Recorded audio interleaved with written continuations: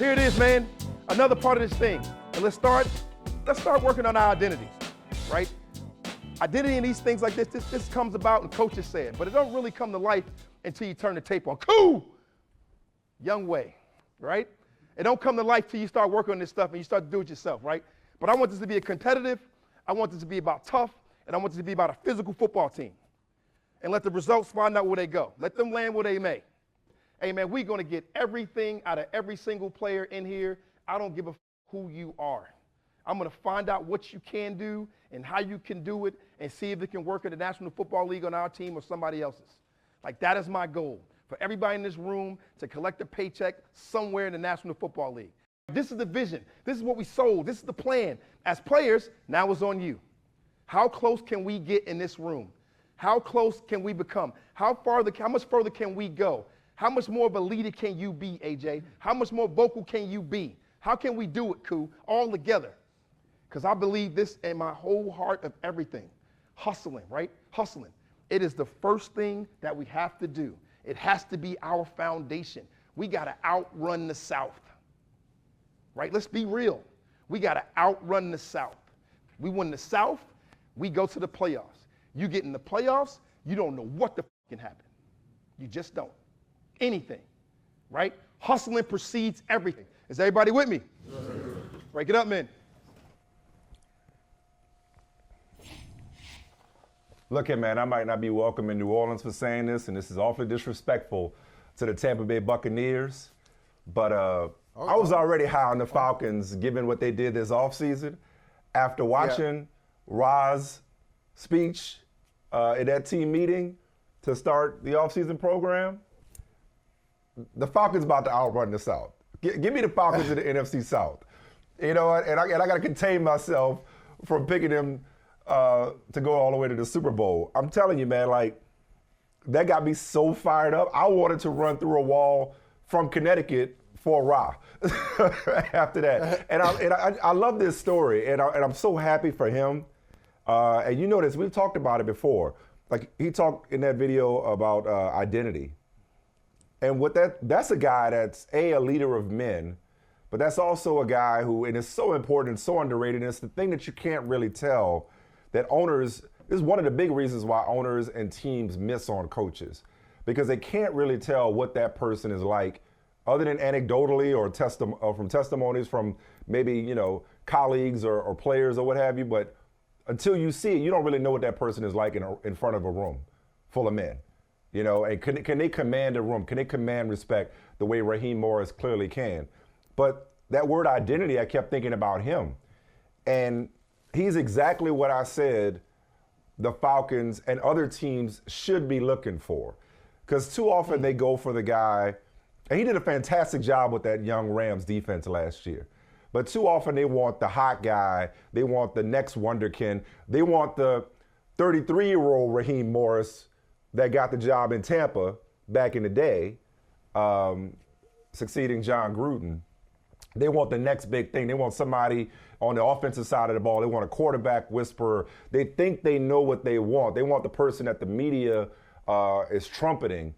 You know, the Ben Johnsons, no disrespect, you know, perfectly qualified, but the person whose name is on the lips of analysts all the time, as opposed to the coach who went through it. And specifically offense. And a lot of times, offensive players, right, that's what I said. Too. Right, that's why I said quarterback whisperer. But, like, instead of the guy who went through it to get to it. You know, Raheem Morris, when you watch him just now, what you see is the guy, you see the guy, and I was just reading, I think Go Long had an interview with Herm Edwards. You see the guy who was at Hofstra asking Herm Edwards to mentor him.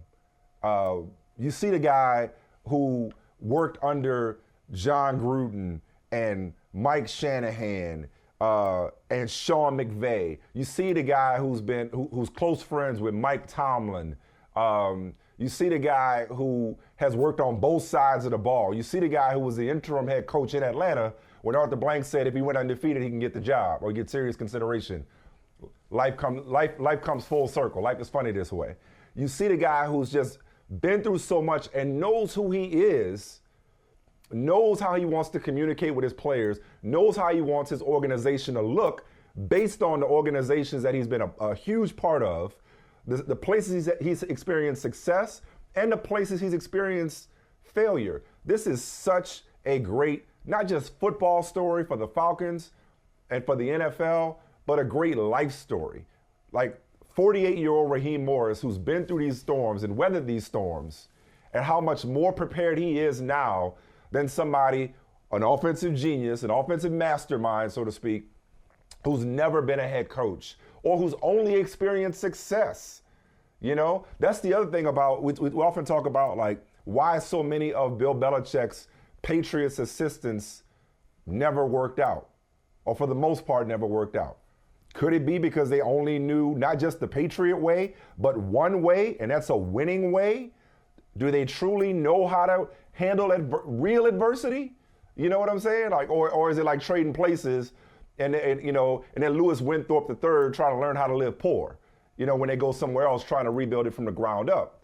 Just a theory, but give me a coach that's got scars. Give me a coach that's been through it to get to it. Give me a coach like Raheem Morris who knows who he is and who's learned from so many people and learned from mistakes, learned from trial and error. I'm so fired up about the Falcons, in case you couldn't tell, Michael. I can tell. I can tell. And you know, there are a couple of things. Let me just temper your enthusiasm just a little bit, and say that we always make fun of teams, and by we I mean you, because I came out a couple of weeks ago wearing my Philadelphia Eagles T-shirt, and you're like, oh, they won the off season, they won the press conference. Oh, that's what you got. That's what you got. You wearing your T-shirt. Yeah. So he won the first meeting.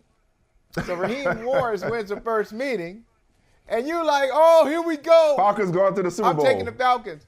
Who's this? Hey, he shouted out a lot of people. I enjoyed it. He shouted out Grady Jarrett. Hey, Gary, Grady, he's done so much for Atlanta. His boy got commercials. His mama's got commercials. Family got commercials. Hey, good job. We're trying to, I love what you're doing. And he shot AJ, everybody, coaches. I didn't hear him. He made a reference to Kirk Cousins. But that's your quarterback? Oh, okay. That's going to get you over the top? Kirk Cousins? You need a lot more in Atlanta. You need a lot more to bring that whole thing together. And I think it's safe to say he's an upgrade. Safe to say he's at least, at minimum, an upgrade, a significant upgrade, provided he's healthy. Okay. They got that going for us, right?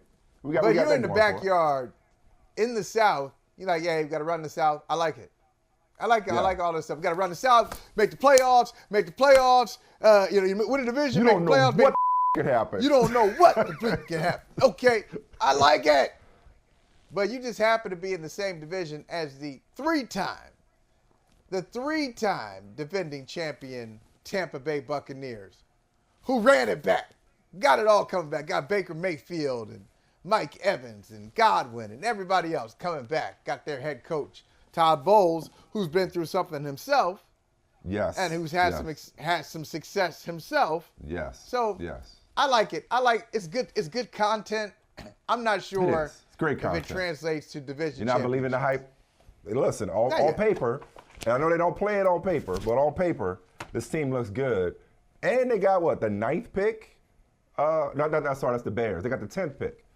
Or is that the Jets? Where did the Falcons pick? No, the Jets have the 10th pick. Oh, is it? Jets have to. You're all over the place. I'm all over the place this morning. I think Falcons pick 8th. They somewhere up in there. Okay, hey. They got a pretty high pick. They got a good shot at getting a blue chip prospect. And we got relationships. I got relationships with everybody. I'm talking about Arthur Blank. I'm talking about Terry. Bijan. Come on, man. I'm talking to everybody. Hey, what? When a Kirk coach tells me, Kirk Cousins? I'm trying to get you paid. Listen, man, you got jokes. When a coach tells me, I'm trying to get you paid here or somewhere else, I got you, dude. Whatever you say. Because that just and when we didn't play, he talked about how mental health is real, okay? And that they're going to be available to them and make resources available to them to support them, not just professionally, but also personally. He talked about, hey, just like we call you out when you're not playing good football, call us out when we're not doing. Yeah, I mean, how do you not respond to a guy like goes, that? How do you noted? Noted. I got you, player. I sure will. I sure will. Week 4 and 5, 4 and 5. We got you. I'm ready to go. But look, man, I'm excited about it. I like the content as well. I'm just not sure about the Falcons in this division. I think they are. I mean, they're competitive, but I still think they're looking up at Tampa Bay. All right. Not to mention your New Orleans Saints. I know. I mean, Saints don't have a quarterback. Yeah. Wait, what? Wait, what? The Saints have a quarterback. Who's the quarterback? Oh, word? Okay, that's interesting because we spent. I'm not even trying to get into this. I'm not even trying to get into this. Honestly, I don't want to get into this. I don't want to. I ran into that wall that you were about to run through.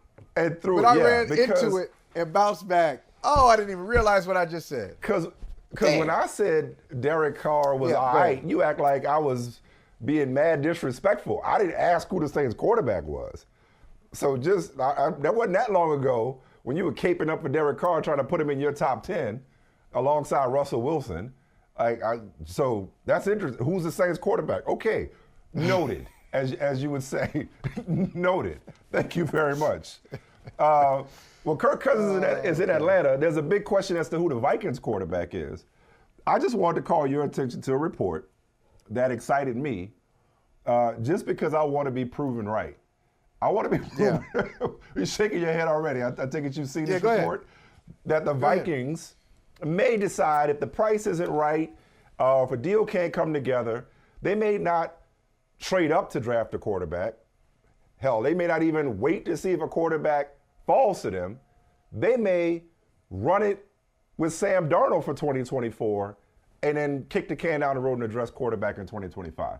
I'm rooting for this. You know I'm rooting for this. This stems back to I've always been a Sam Darnold fan.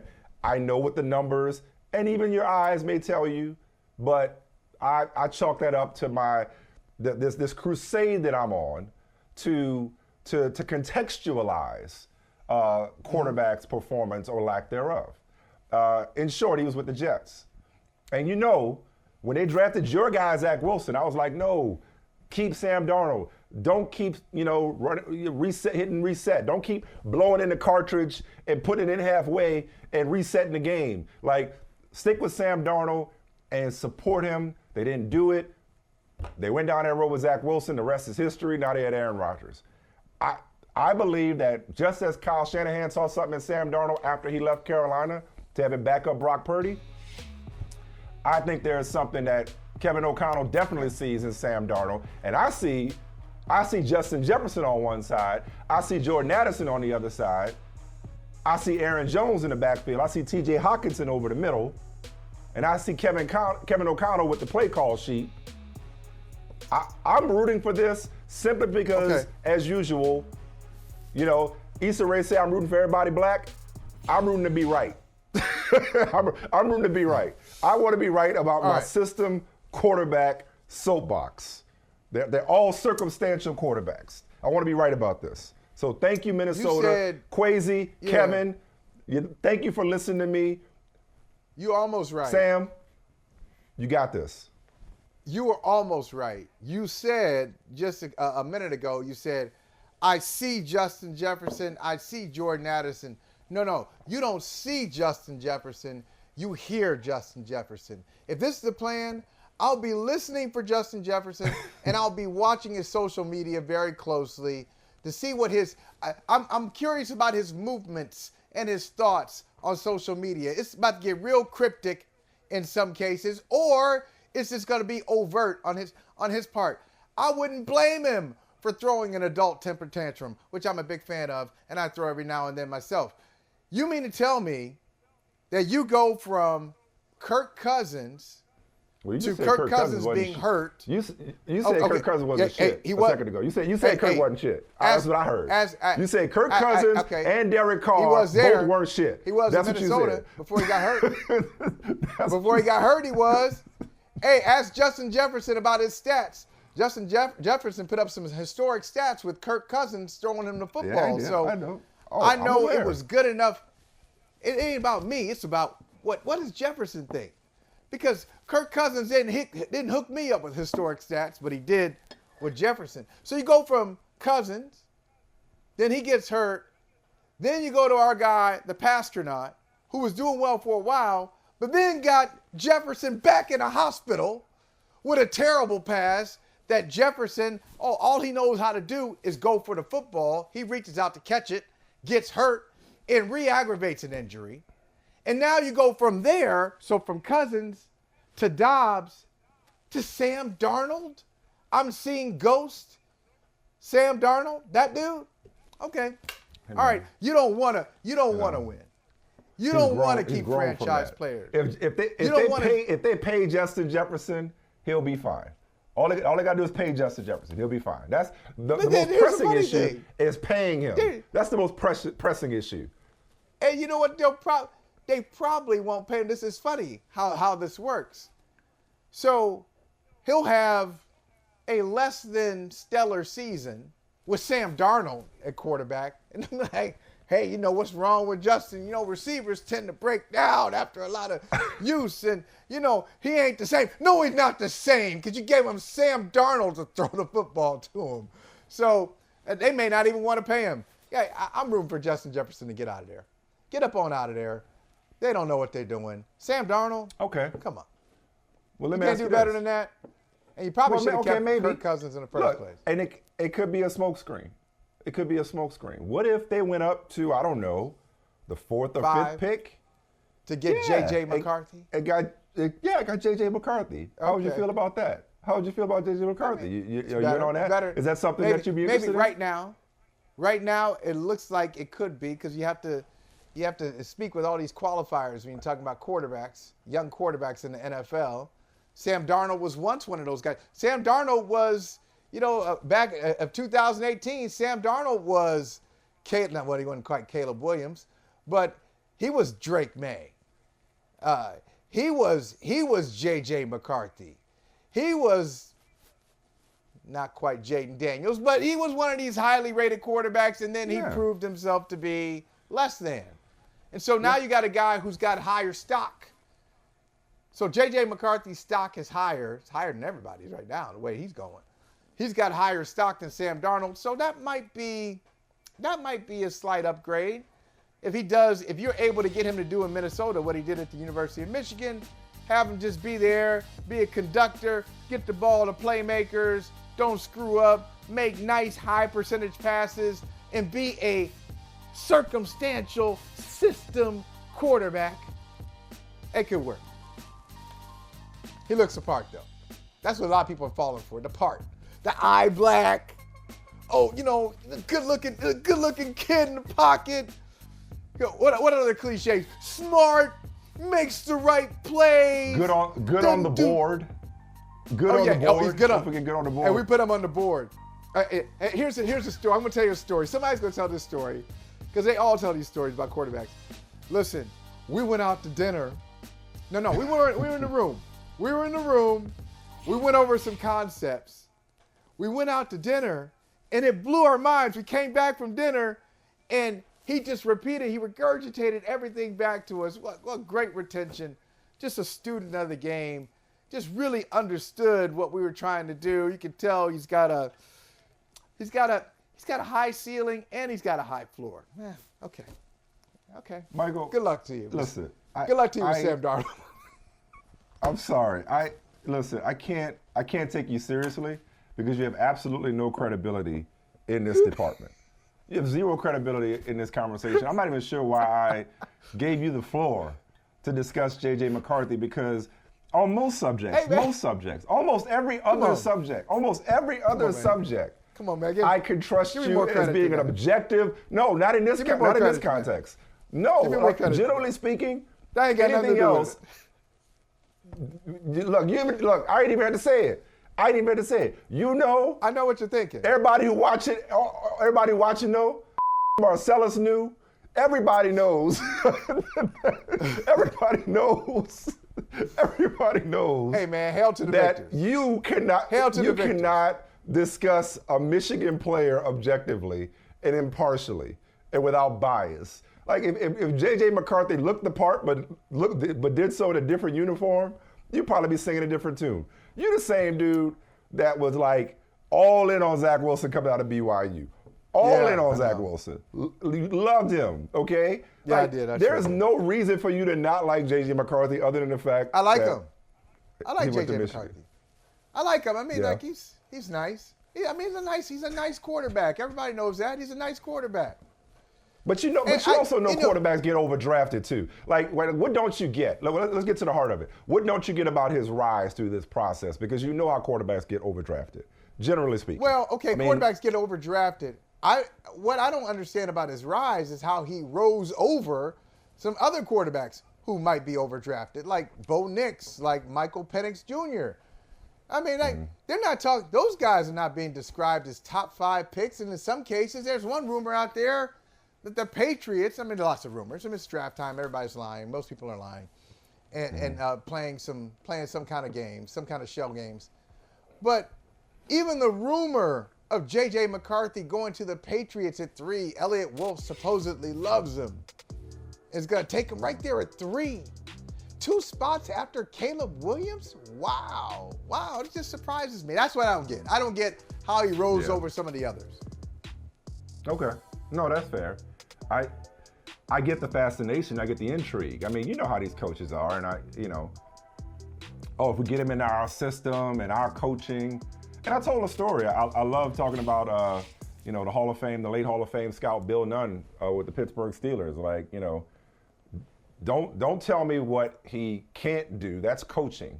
But like, tell me about his tools. Tell me about his athleticism. Tell me about the stuff that we can't teach. And if McCarthy he's toolsy.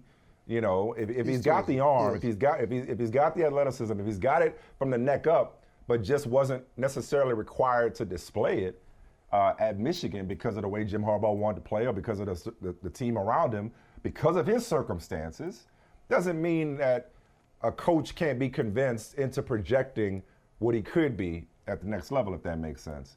Because conversely, it's like, look, what's funny is we do both. We overdraft quarterbacks, overhype quarterbacks, overthink quarterbacks, but then on the other hand, start to nitpick quarterbacks. Look, on one hand, you got J.J. McCarthy and how he checks all these boxes, even though for the most part we never saw him do a lot of things at Michigan. Meanwhile, you got Caleb Williams trying to carry an awful defense with a leaky offensive line, and his biggest criticism, and we laughed about this before, is that he may not play in structure. I tend to think, give me a guy who operates well when stuff breaks down off schedule, as they say, as opposed to a guy where things have to be perfect all the time for him to make plays. I'm thinking he could be reined in, and I'm thinking he'll take the easy stuff if it's there. I don't think he's going to look off a wide open DJ Moore or a wide open Keenan Allen or a wide open Cole Kmet and be like, nah, I'm straight. Let me pirouette and, throw across my body just for shits and gigs. We overthink quarterbacks in general, in both extremes. Yeah, and that's really a coaching criticism, isn't it? That's a coaching. Doesn't that sound like your most uptight teacher that you ever had? The dot the I's, cross the T's teacher. Don't color outside the lines. Who says I needed single space. No, the essay should be like this. You got to have the topic sentence here. Paragraph 2 should be for this. Paragraph 4 should be, and you should always end it with, in conclusion, comma. And they don't understand a visionary. They don't understand somebody who is a freestyler, but also can do the ordinary stuff. The ordinary stuff at times, and I guess it's a criticism, ordinary stuff is boring to them because they see things that other people don't. So you really criticize a guy for really operating at his highest level when things break down. Most of the time, things will break down. Things will go wrong, coach. A lot of times coach, they will. Yeah. Your scheme, your game plan. By the first quarter, by mid-first quarter, maybe mid-second quarter, what you thought would happen in the game plan is not going to happen. Right. See, Right. like that whole mentality, and I'm not going to get off on a tangent. I'll just say this really quickly. I think he's learned his lesson since he's won a Super Bowl since then. That whole mentality cost Sean McVay a Super Bowl. A fighting chance at winning a Super Bowl because he thought the Patriots were going to play man. Super Bowl, they scored 3 points. He thought the Patriots were going to play man, and they came out zone. And he had no answers for it. Things broke down. Hey, coach, things broke down. I bet you'd love to have somebody who could go off script right now, or maybe a coach who could go off script. But like, as a matter of fact, in fact, what am I doing on brain detail? Right. I don't want to hear about players who go off script. Right. Give me a coach who can go off script. Can you go off the script? The coach is always there with the, there it is, reading off the script. Can you go off the script? And can you do something when things don't go as planned? That's what I want to see. I just want to be a fly on the wall for these debates going on in Hallis Hall in Chicago. Where's the Bears facility again? No, it's not Chicago. Yeah. You remember where it is? No, it's not. No, it's a suburb. Suburban Lake Chicago. Forest. I forget the. Yeah, Lake Forest. Thank you. I forget. I was like, what's the suburb? Anyway, so Ryan Poles, Matt Eberflus, they're gonna break the staff up into teams to debate what they should do at number 9. Seems almost a given that they're gonna go Caleb Williams at number 1. What should they do at number 9? So they're gonna pick sides and debate the best course of action for the organization. I don't know how commonplace this is. I can't say that I've heard of, obviously resonated with us, because what do we do, all the time? Discuss, debate, point, counterpoint, you know what I mean? So I was kind of interested in that. Because I don't know how much that goes on. Maybe you do. Like I said, you've been a fly on the wall for many a draft meeting and a draft process. Do they just, break off into teams and try to convince the decision makers, the judges, who makes the best argument? Does it really come down to that? Or is it just a healthy exercise? And ultimately, like, Ryan Poles going to do what the hell he want to do anyway, Right. Now, I think most teams do mock drafts, but knowing Bill Belichick the way you do, can you imagine Belichick sitting here? Because he used to call Around the Horn Around Town. Around the Town, yeah. I see you on the Around Town. Calling all the horn. Yeah. No, that was my father-in-law, actually. I see you on the game shows. I see you in the game shows. Right. Because you can imagine Bill Belichick sitting there like, I'm not really much for the hot takes here. The whole debate. Yeah, it's like, so they do mock drafts, the whole debate. Give me your best English major. Give me your best Model UN alum. Right. And then do they have like an audience? Actual, right. risers Scores, and podiums and whatnot. Scores. Yeah. 9. or like poetry. Like Love Jones. Woo! Yeah. That was hot. You had it. I don't know if that's it. I don't know if the debaters. I hope that's not real though. Because what if somebody makes a great debate, but they don't really? Fun. Okay, it's fun. But are you gonna make a pick off of that? No. If you want to be entertained, I like it.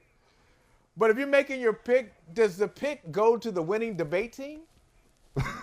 No, not necessarily. I don't even know. I'm not going to award you. You're not going to be the person to call it in and decide who you want to pick. But I think it's empowering. It's very empowering.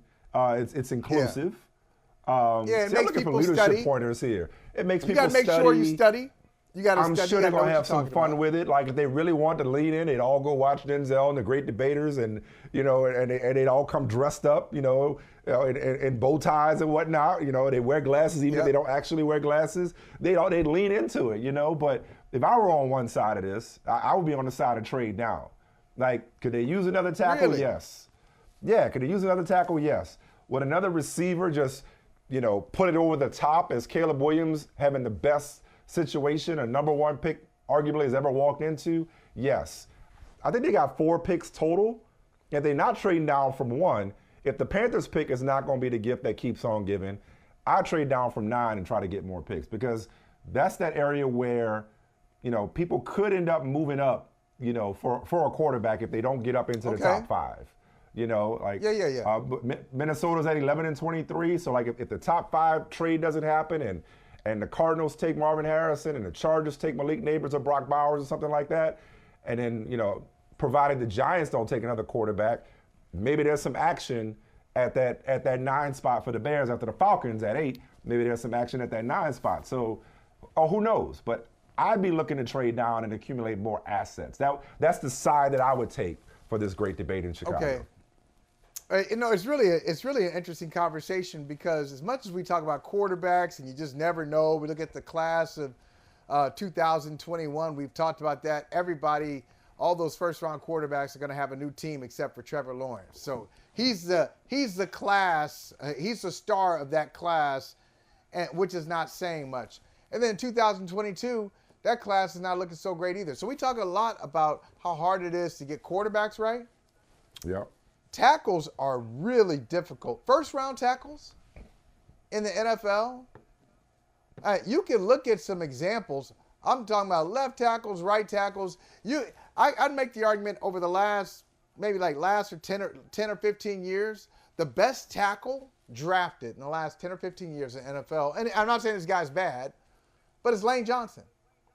Either Laramie Tunsil in the first round. It's either Laramie Tunsil certainly or Lane Johnson. Yeah. Okay, so you got a left tackle who's really good, Tunsil. and you got a right tackle in Lane Johnson, who went number 4. So you had a right tackle who went 4th. And there are a lot of tackles who have gone in the top 10 and the top 15 since then. Stanley with Baltimore, who's a good player, but he was drafted 6th overall, Ronnie Stanley. So you got all these guys. It's hard to get tackle right. So they might be tempted to take a tackle. I wouldn't. You know what I'd do? I'd stop trading down. And here you are. You're finally in a position. You've got Caleb Williams. You've got DJ Moore. You've got Keenan Allen. You've got DeAndre Swift. You know what you could do? You're finally in a position to take the best player available. And the best player available, I know you already got Cole Kmet. You already got Gerald Everett. At a position of need. Oh, you like Bowers? You like Bowers there at 9? I like the best player. You go ahead and take him. Yeah. And he's not a tight end. He's not a tight end. What would Howie Roseman do? Howie Roseman? Yeah, he would probably trade up. But yeah, no, I'm with you on best player. I'm with you on best available. And Bowers, to classify Bowers as a tight end does him a disservice. He's another weapon. And Shane Waldron loves his multiple tight end sets. Imagine. Yeah. Imagine. Imagine. Brock Bowers in Chicago, it would be like, it's like, for like middle linebackers, whether it's Urlacher or Singletary or Butkus, like he'd be the tight, he'd be the Ditka. He'd be a modern day Mike Ditka type, eat glass tight end, even though he's not a blocker per se. He's not bad at blocking, but he would be a fan favorite instantly in Chicago. Chicago deserves this. Chicago, you deserve that. Like with Detroit last year, I felt like Detroit deserved the Super Bowl since they'd never been. Detroit and Cleveland deserved to appear in a Super Bowl. Not necessarily win. They just deserved that week. They deserve that lead up. They deserve to see that side of the NFL. That's heaven for you. Just your team being the focus, being the last 2 teams standing. So Detroit deserved that because they never had it. But Chicago has never had a great quarterback in the modern era. Since the merger, the Bears have not had a great quarterback. And imagine you get a great quarterback and you get weapons, you get modern weapons. There's no excuse. Right. This dude going to throw for 4,000 yards if it kills us. At all costs, we will have a 4,000-yard passer in the Chicago Bears uniform. It's happening. It is happening. Chicago, immediately this year. You not only deserve it, you should demand it. You should demand it. This is what Ryan Poles and Matt Eberflus need to do for you. take the best available player, and that guy sitting there at number 9 is probably going to be Brock Bowers. Probably going to be sitting there for you. You got to take him. Take him. Break the Jets hard, at least according to the mocks. All right, speaking of breaks, let's take one. We got to dive into these social media streets. As a lot of these players, these kids nowadays, man, they need to stay off their phones. It's just just stay off these things as best you can. Can't do it. You can't do it, but we can't either.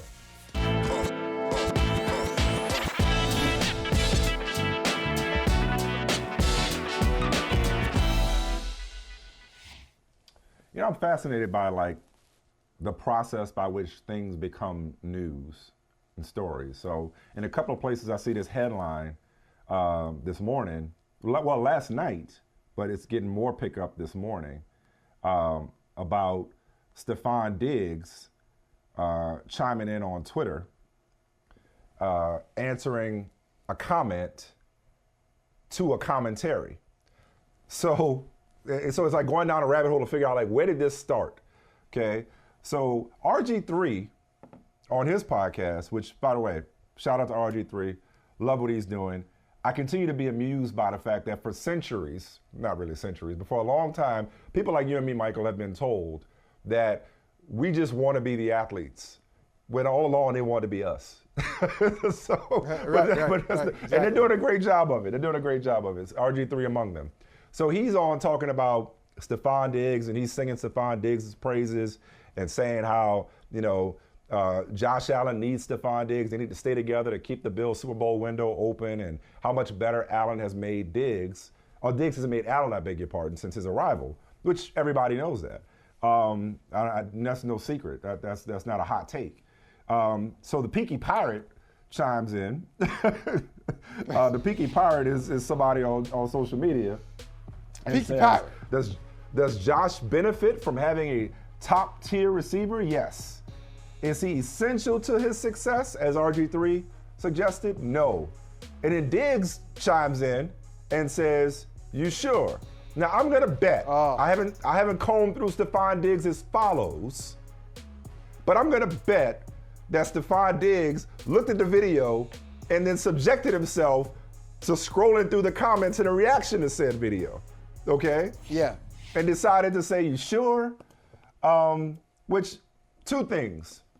One, why Stefon?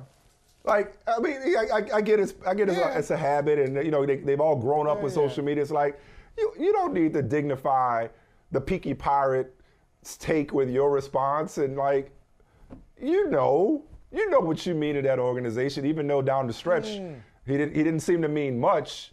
I mean, I think he had 3 catches against the Chiefs, and his last 100-yard game was week 6. Holy shit. It's funny. Holy shit. It's funny that you would say that, right? Shit. How about that? Okay, wait, first of all, hold on, Gary. What's your source? What is your source? Where are you seeing this? Let's just make sure it's the real one. We want to make sure we're not getting trolled. Adam Schefter. Let's check the spelling. Let's check the spelling. Okay, yeah, right, exactly. This is not a, well, it's the same avatar as him and Mort, rest in peace. Same avatar. Yeah. 4-time Pro Bowl wide receiver to the Houston Texans for draft pick compensation. Oh my God. I love it when stuff happens in real time. Sorry, Peaky Pirate, your 15 minutes of fame are up. Stefon Diggs with the Texans. Oh my goodness. Whoo. So since I'm a degenerate, I have to get this off. My pick of C.J. Stroud as the 3rd pick in our Dynasty Startup Draft looks even better. Okay, but now I'm not to make it about me. Not to make it about me. Not to make it about me. The league has problems right now. There's a lot to unpack here. All right, you want to take it from the Texans side first or the Bills side? Well, let's start with the Bills because the Texans side. All right, let's start with the Bills. The Texans are good. Well, wait, hold on. Okay, actually, let's close the loop. Let's close the Peaky Pirate loop. Clearly, the answer is no. The Bills do not deem Stefon Diggs to be essential to the success of Josh Allen. Clearly, They do. Okay, they were on the side of the Peaky Pirate. No, he is not essential because the Bills, after marginalizing Stefon Diggs down the stretch, once Joe Brady took over, Stefon Diggs disappeared last year, have now sent him to Houston. So we got our answer. All right, take it from the Bills side. Well, Go. but if you're Josh Allen right now, let's start with Josh Allen. Right now, you got some issues with Brandon Beane and Sean McDermott. You really do. Do you? Because your top two receivers from last year are gone. Gabe Davis off to Jacksonville, Stefon Diggs off to Houston, and all you've got to show for it is a T-shirt and some draft picks. So as a Khalil quarterback, Shakir to the moon. Sorry, I'm in Dynasty mode. We're familiar. We're familiar with his work. I told you. Yeah. Anyway, but Yeah, I'd ahead. be upset. I'd be upset if I'm Josh Allen. Now, for Would you? Stefon Diggs, does this make us all right? Can we stop the BS, Buffalo? And this is for you, Diggs, and for you, Allen, and for you, McDermott, and everybody else. Can we stop it? We were right the entire time, right? He was not happy when his brother said, "You got to get you up out of there," and all kinds of stuff. And when he didn't show up to the facility. And his walkout. And all kinds of stuff. Yeah, it was a problem. See, I can't stand you talk about the athletes doing a great job, but nobody has done a good job of doing what we do and just is called keeping bullshit? it a buck. Yeah, Right. keep it a buck. No, when they cover Just saying, themselves, they dude can ain't cover happy. things He up. wasn't happy. When they cover themselves, they can cover things up. Yeah. Yeah. So stop. Can we stop lying now? We can be real. And all the stories gonna come out now. All the stories. The same people who said, "Oh, the national media making it up," and "Hey, you don't understand Buffalo." Now the stories. Check the Buffalo News. All the inside the demise of the Stefon Diggs Josh Allen relationship. Inside the demise, and Diggs is gonna be go from being a good guy to being selfish, and he wanted the money and he wanted more credit. Anyway, that's over in Buffalo. But Buffalo's got some problems now because that dude's a dog. He's a dog. He's a very good player. But you just laid out he's more than a very why- good player. Okay. He's more than a very good player. Okay, great. Okay, whatever. Fine. Yes. He's one of the best receivers in the NFL. I'm saying you just laid out all the issues that they've had. Now those issues are resolved. Go be great somewhere else, as we like to say here on this show. Like, if you're Josh Allen, are you really upset? To the Peaky Pirates point, are you really, is Stefon Diggs essential? Yes, the trajectory of Josh Allen's career changed when Brian Daboll and company fixed his mechanics coming out of Wyoming, and he got Stefon Diggs, and other teams have copied that. And we they talked both about gone. it. Getting that top-notch receiver, whether it's A.J. Brown in Philadelphia or Stefon Diggs in Buffalo, it's like that accelerates the growth of your young quarterback.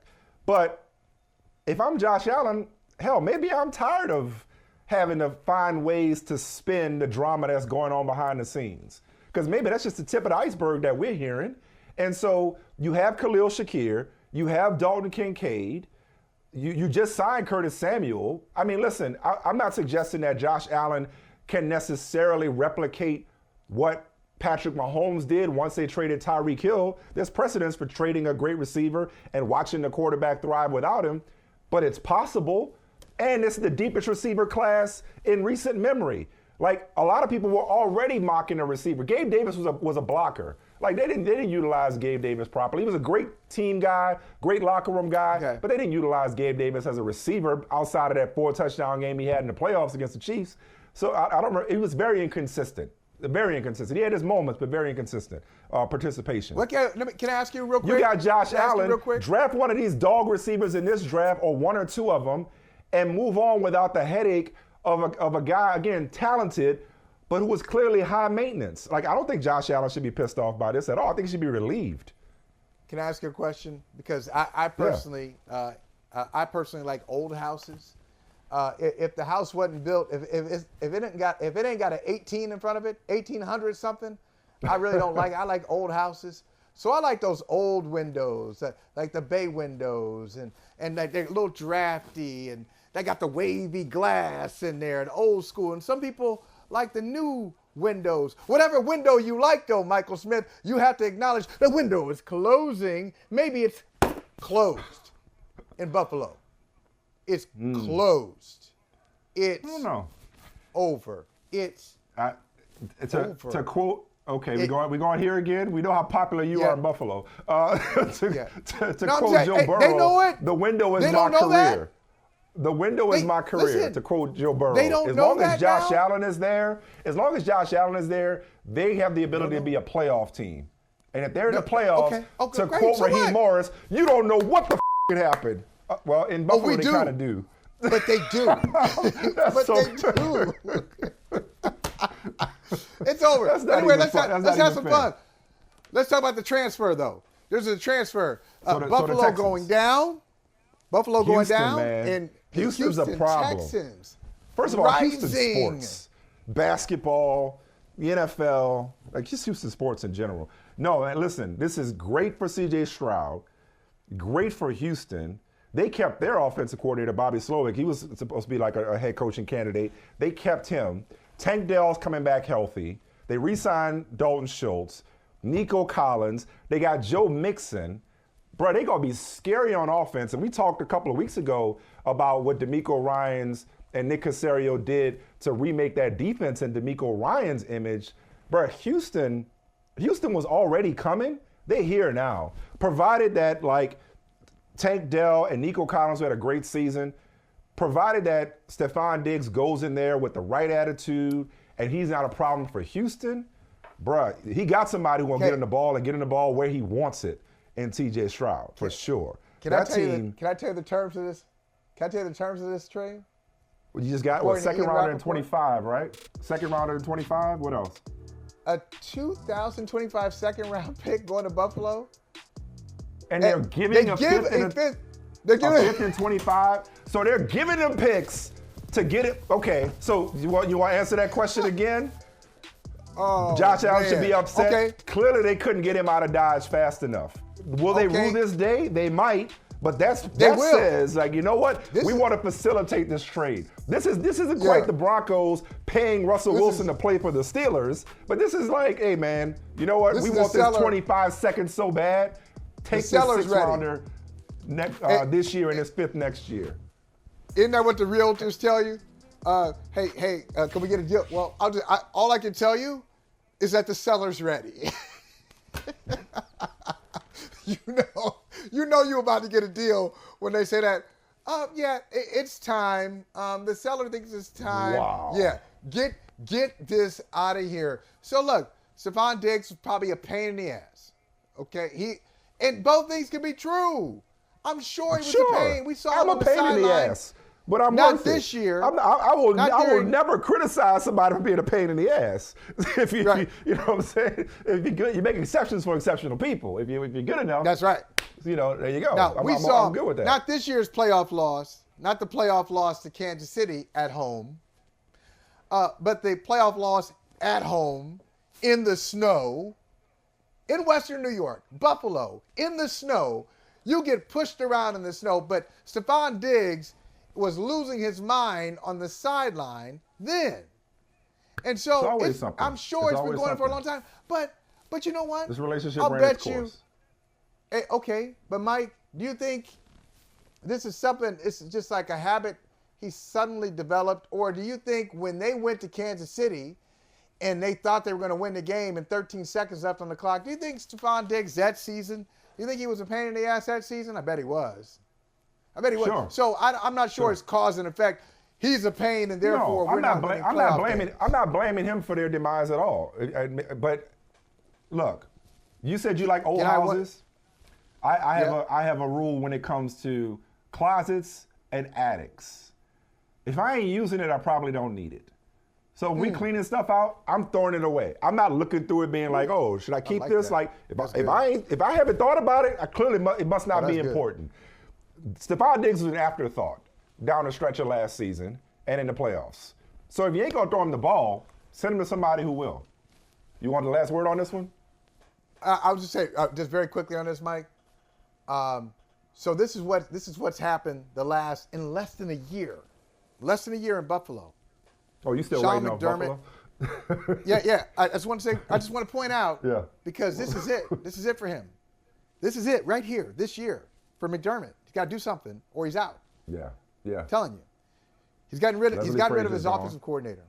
O coordinator's gone. D coordinator's gone. Ken Dorsey's gone. Leslie Frazier went before that. Yeah.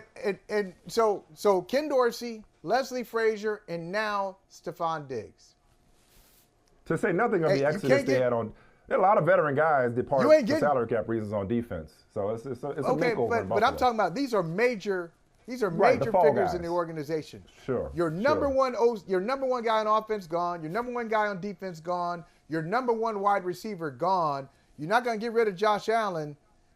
This is on you and Bean. If the team, if they just make the playoffs, as you said, they can still make the playoffs. So they make the playoffs this year and they lose. No, it's not enough. See you later. They got to find a way to take advantage of Josh Allen's window. I want to see what they do in the draft now. I want to see which receiver they end up with in the draft because they're going to get one. And Khalil Shakir was really good. Like dynasty references aside, Khalil Shakir is a really good player for them. Is he a one? I don't think. No, he's not a guy that you could see stepping into the shoes of Stefon Diggs. But among Shakir, I sure hope so. Kincaid, Samuel, yeah, I told you gonna get hooked on that narcotic. All right, I love how that started. It started with had no idea where this was going. This was just for once recording in the morning paid off because wow, never know what a day is gonna bring. We were talking about Stefon Diggs questioning whether or not or responding to the question of whether or not he was essential to Josh Allen's success. Well, he got his answer. Meanwhile.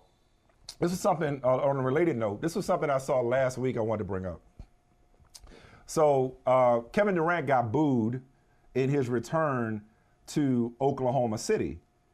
And a fan, and Kevin Durant always got time on social media, a fan commented on social media saying, isn't that a shame? Kevin Durant, nobody respects his rings, and he's a man without a home. And then Durant responded, again, he always got time, he always in the comment section, responded, I'm at home everywhere I go. And it got me to thinking, I'm like, can somebody be a GOAT and a journeyman at the same time? Because it's like, wait, is Kevin Durant, like if OKC, and the fans in OKC are still holding a grudge, he didn't do enough in Brooklyn to, be on the mural with Biggie and Jay-Z. I mean, I don't think Brooklyn claims him. The Suns, he just got there, and they haven't done anything to speak of. The Warriors. Well, I'm gonna get to the Warriors in a second because they should be thanking him, but they don't. Kevin Durant. Well, Kevin Durant feels like that ex that person that his ex ain't claiming. Like, I ain't go out with him. Like, no, she ain't on my ledger. Like, you know what I'm saying? Like I ain't claiming that body. My body count does not include that person. That's what it feels like. But I figure when it comes to the Warriors specifically, of course, and just social media activity in general. That's a young-looking KD. Who better to ask than Natalie? Who better to ask than Natalie as we get into this week's edition of the comment section? Who better to ask than Natalie Esquire just how Warriors fans, how they really feel about Kevin Durant? If he, because the guy on social said, that he's a person without a home. Well, would the Warriors let KD crash on the couch? Like, could he stay over?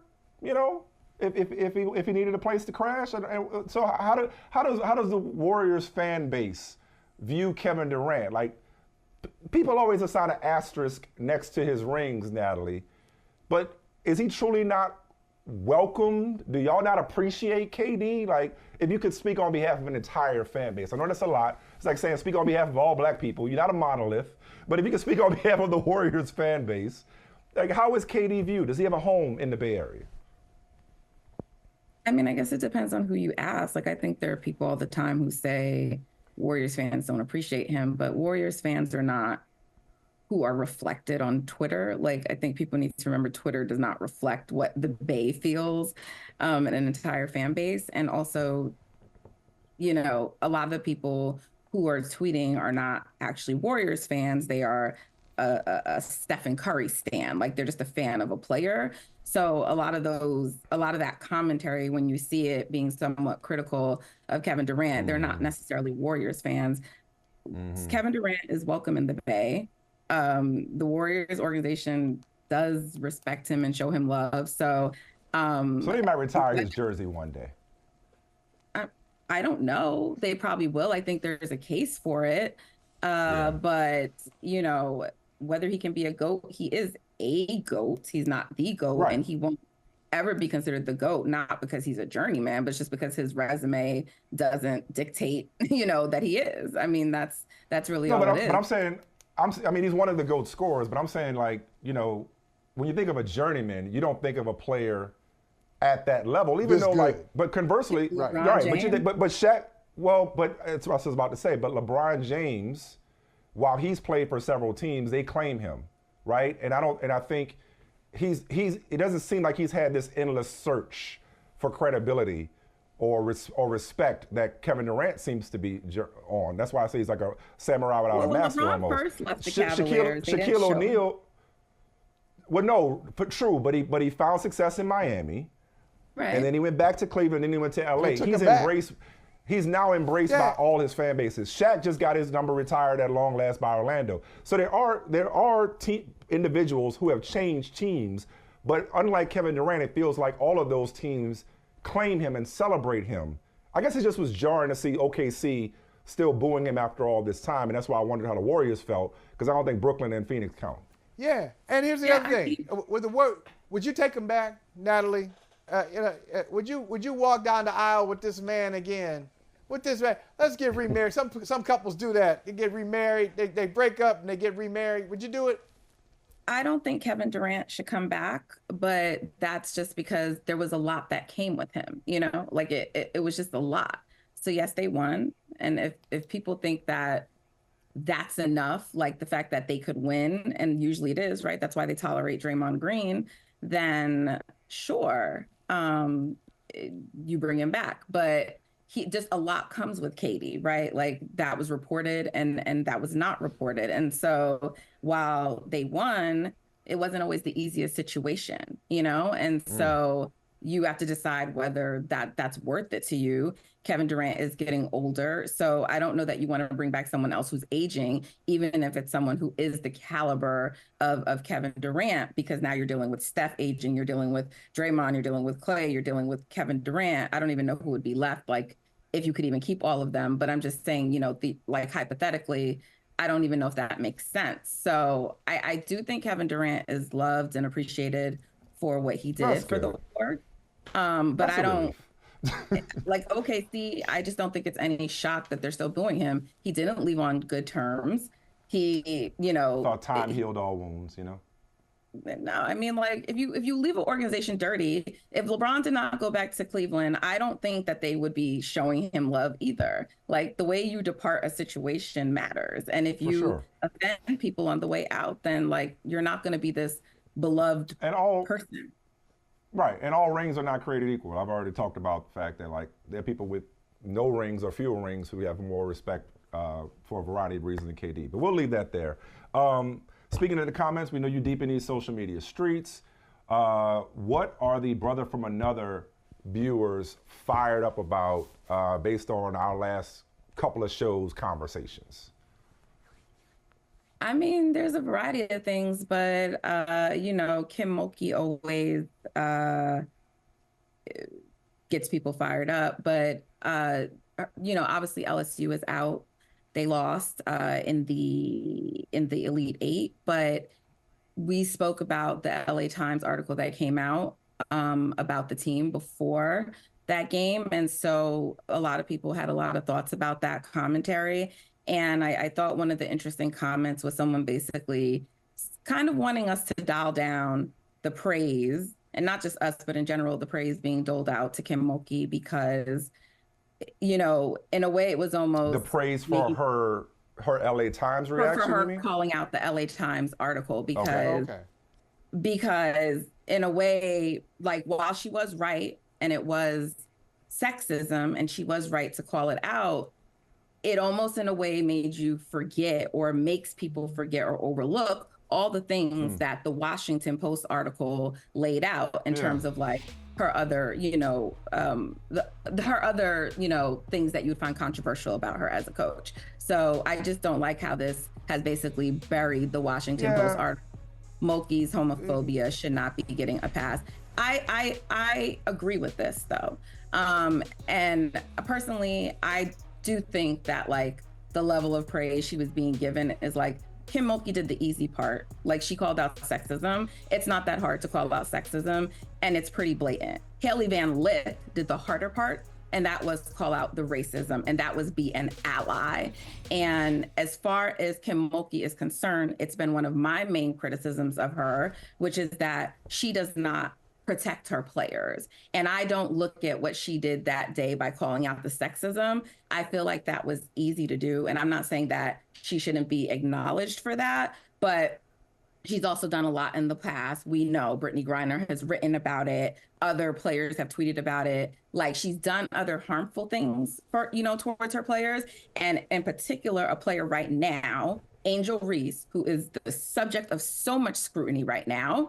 Like, I don't think Kim Mulkey has ever done a great job of protecting her, ever, not ever. And I want to, I know I want to pass the ball to you guys, but I just want to say, I just want to say this one thing really quickly, because this is really important when I say like she hasn't protected her players. Angel Reese, after the game, was asked a question and she responded about all the things that she has experienced being sexualized.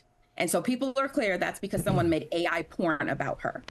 So when people come and they say, oh, well, she gets on the web and she has pictures wearing certain clothes. When she says she's sexualized, she's referring to AI porn being made about her. She said she has received death threats. She said that, she said she has not had peace. She has not experienced peace since they won the last title.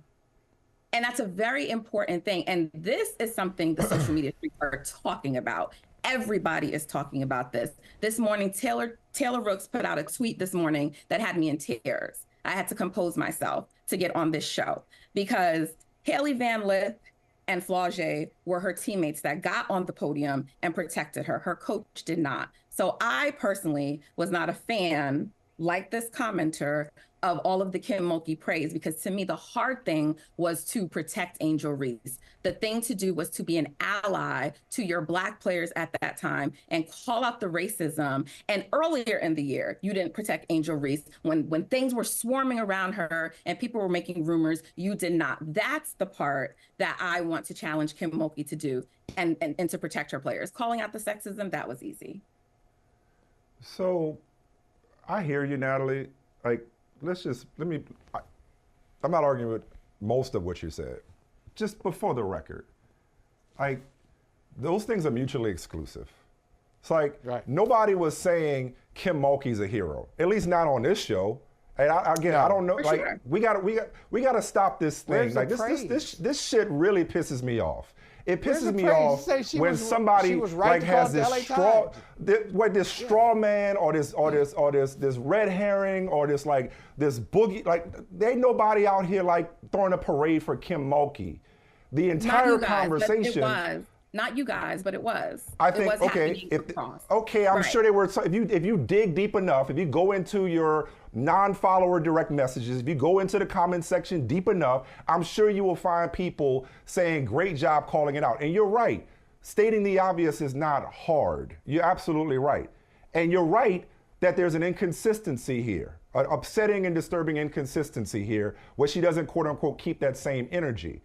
But like, we ain't got to shoot the messenger. We can have a problem with Kim Mulkey, and like we start off by saying, when you're right, you're right. The conversation was never Kim Mulkey called out something that nobody else saw. The conversation was about the article. And so if we're going to have weekly conversations or daily conversations about challenging the coverage disparity, it doesn't matter who said it.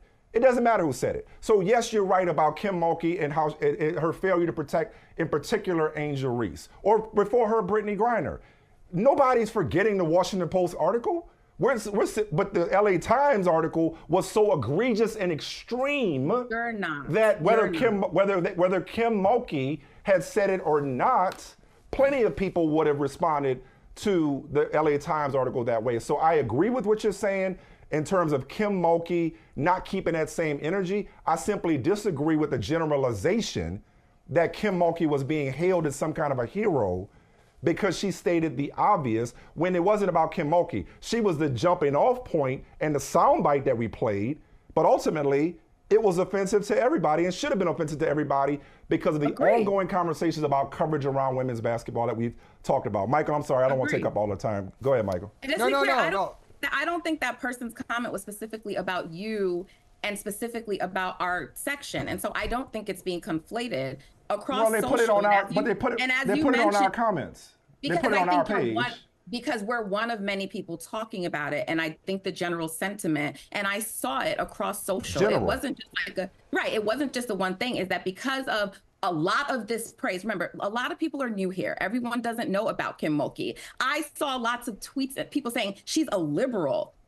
Kim Mulkey. So what I'm saying is, but Natalie, some people are stupid, and some people can't think of two things at the same time. Also, some people can't handle two things at the same time. Some people are new to Kim Mulkey. A lot of the things that were laid out in that article from the Washington Post, they don't know about Kim Mulkey. So you are informed. But this idea that the general public knows her and knows about what happened in the past, a lot of people don't, Mike. And so all I'm saying is that when that person's saying it, it's like, it bothers some people because it's just like, well, great, now she's receiving all this praise. And so people are kind of forgetting, or they don't really know what kind of person it bothers people because they don't with Kim Mulkey.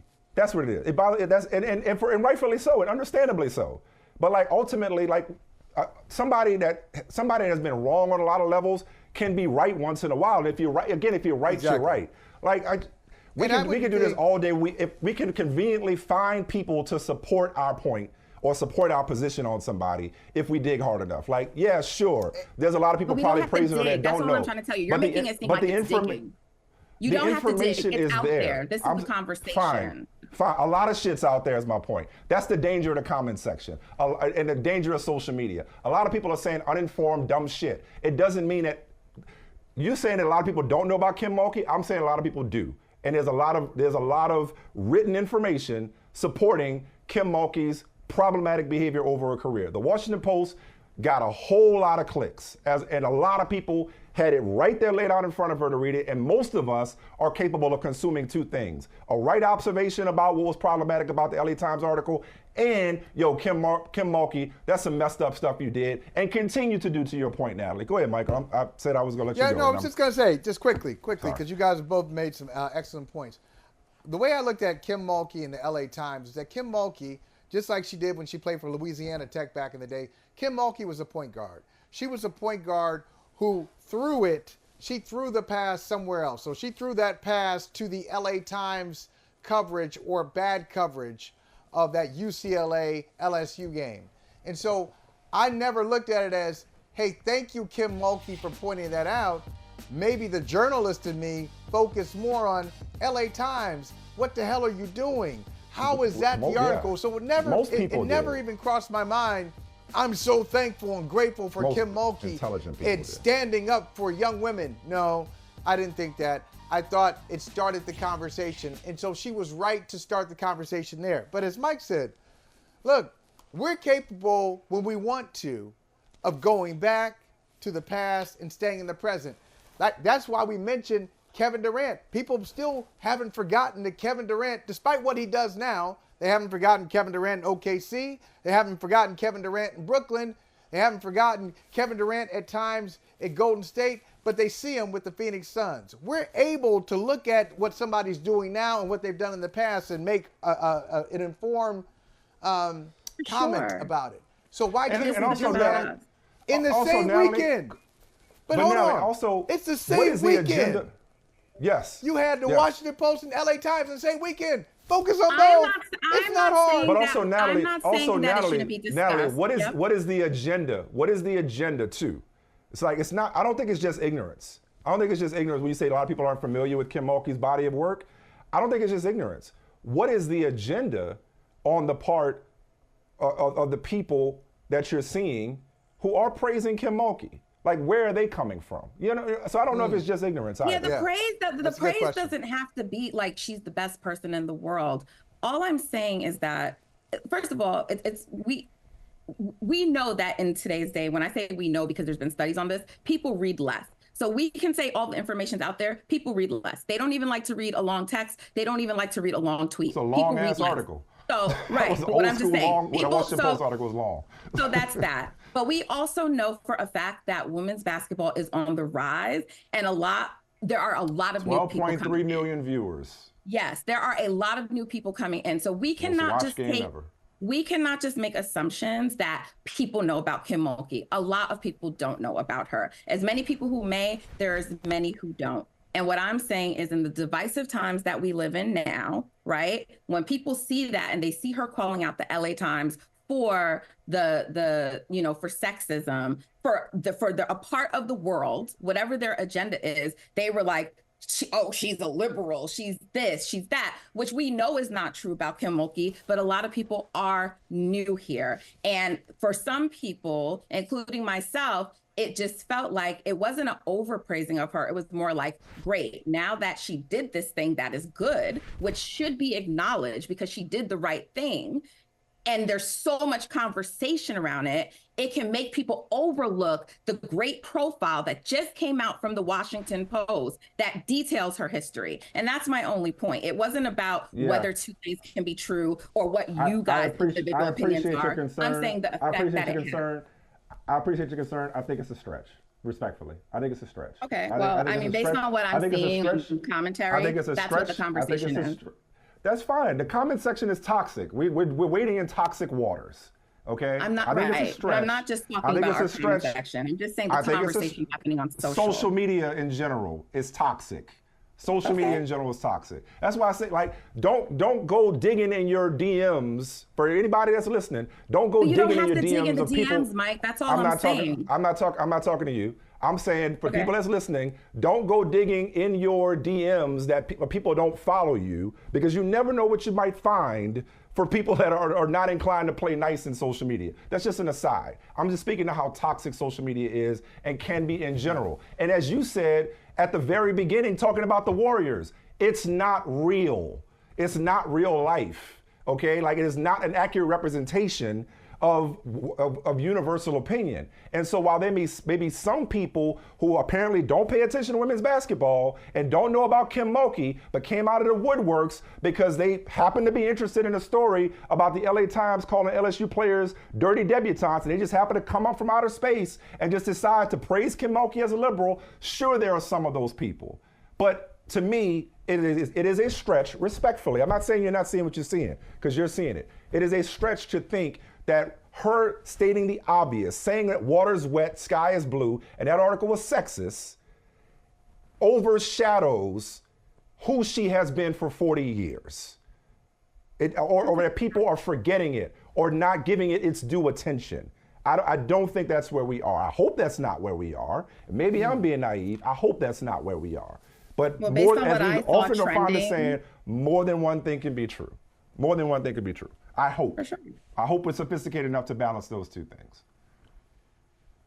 But nonetheless, 12.3 million viewers, even though these might be some toxic conversations, I think it's clear who's running the show right now in the world of sports. Most watched. We knew it was going to challenge the national championship game. We knew it was going to challenge that. But some of the stats around this game, it outdrew, check this out, 12.3 million viewers. I'm sure you already know this. Most watched women's college basketball game ever. Outdrew every 2023 college football game outside of the football playoff, Ohio State, Michigan, and the SEC title game. ESPN's second largest audience for any basketball game, men or women, since 2012. I mean, just ridiculous figures across the board. More than every NBA game last season outside of Game 5 of the finals, and every Major League Baseball game last season, and all but 5 of college football's matchups, as I mentioned. And I don't think that's just Caitlin Clark. I mean, obviously, women's basketball, in that game it was. That game was Caitlin Clark, Angel Reese, Kim Mulkey, the rivalry, the rematch. But generally speaking, this game's in a good place. And the star power is going to carry it beyond Caitlin Clark's departure to the WNBA. Natalie, you want one last word on just what we witnessed on Monday night before we go? Yeah, I just actually think that with the ratings, I expected the ratings to be great for that game. So it's a huge win for women's basketball, but I'm actually more impressed with the 6.7 million that also stayed back to watch UConn and USC, because that would have actually been a high before these recent records that just break. That would have been a high. And that's also the other games. South Carolina, who was facing an opponent maybe who, in Colorado State that people weren't as excited about, still did like over 3 million on ABC. And so all of the ratings have been really great for women's basketball. And it's showing that it's not only about one single player, it's about multiple players. And of course, obviously everyone wants like the big number, the 12 number, but being in the later time slot on cable TV and to still pull 6.7 million. And that shows you that people are tapped in, they're dialed in, and we should invest more and continue to talk about women's basketball and promote it and highlight it. Oh, I love that. That 12.3 might be temporary, Michael. It's going up. I mean, that national championship game to South Carolina. It's the nexus of so many things. I was going to say culmination, but culmination suggests an ending. I'm just going to say it's the nexus of so many great things happening in women's college basketball. You think about identifiable characters on the court and off the court. So Kim Mulkey, love her or hate her, Kim Mulkey is a part of that mix. Dawn Staley is a part of that mix. Gino Auriemma is a part of that mix. Look at the players. Paige Beckers, you got Juju, you got Caitlin Clark, you got Angel Reese. And you've got players, you actually have some parity to a degree in college basketball where I don't know. South Carolina's undefeated, but if South Carolina plays Iowa in the national championship, I don't know. South Carolina is, and they're undefeated, but they're not blowing away everybody. They've had a couple of close calls this year in the tournament and in the SEC tournament where they could have gone down.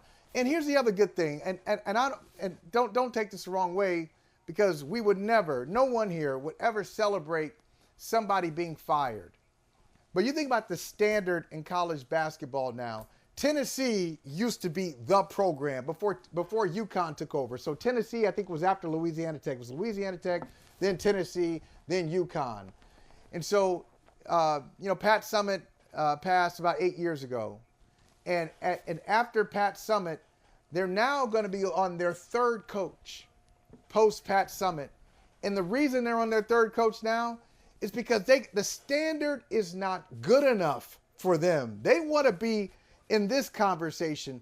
And Tennessee is now like a Sweet 16 kind of team, but they're not a national championship contender. So the coach they just moved on from had a fantastic record and went to the NCAAs 4 times and is a former volunteer, but not good enough. I think it's bad for her, and I don't want to celebrate her losing her job, but it's good for women's basketball that shows. These programs are saying, oh, no, we want to be up there. We want to be in that conversation. Right.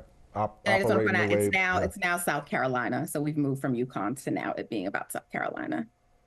Absolutely.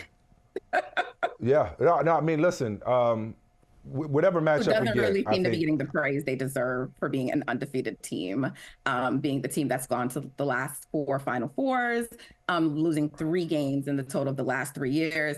There's just not enough talk about Dawn Staley and South Carolina. There seems to be this presumption that we're just focusing on the other teams. But to be fair, and stars.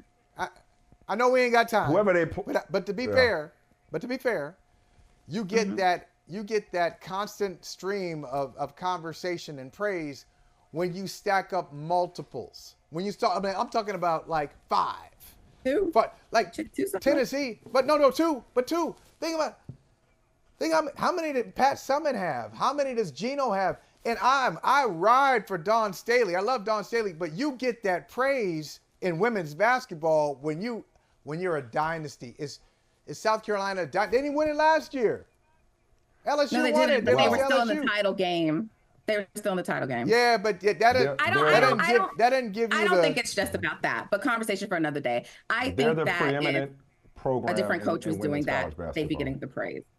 They're the preeminent program in women's college basketball, and whoever they play in the national title game, no disrespect to NC State, whoever they play in the national title game, I'm gonna go out on a limb and say it will eclipse 12.3 million. It may not have the same tension as LSU Iowa did with Angel and Caitlin, of course, but I think whether it's Paige or If it's Caitlin Caitlin versus South Clark, Carolina, I think it will. If it's Caitlin, South yeah. Carolina, I think it will. Iowa's gonna be on. even if it's UConn, I think it may not eclipse it, but it'll be a lot of eyeballs if it's Gino versus Dawn Agreed. and Paige. Absolutely, versus, it absolutely will. South Carolina, Hey. Iowa's gonna give us 15 million. We get 15. That's a good. 15. That's a good number. That's a good number. All I know is, y'all, I'm just doing what I can so God can do what I can. That's all I know. So that was my favorite moment. That was my favorite moment of the whole weekend. If Shane put that on a shirt or a hoodie, like somebody hook us up with that. Angel's our girl. Thanks, Nat. Thanks, Nat. Y'all take it easy.